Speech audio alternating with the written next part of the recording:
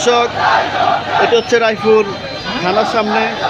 খুবই আতঙ্ক অবস্থা আছে এখানে। পুলিশ প্রশাসন থেকে শুরু করে কোটা আন্দোলনের ছাত্রীরা আজকে জড়ো হয়েছে। খুবই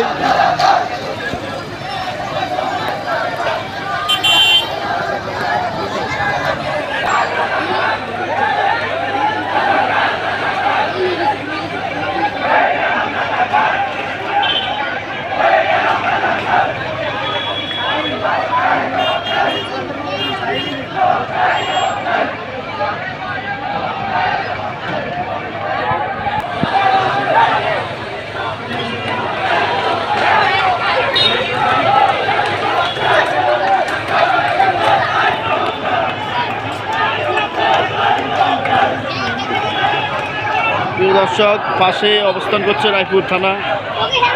রায়পুর থানার সামনে এই মুহূর্তে আমরা দেখতে পাচ্ছি কোটা আন্দোলনের ছাত্রছাত্রীরা বিশাল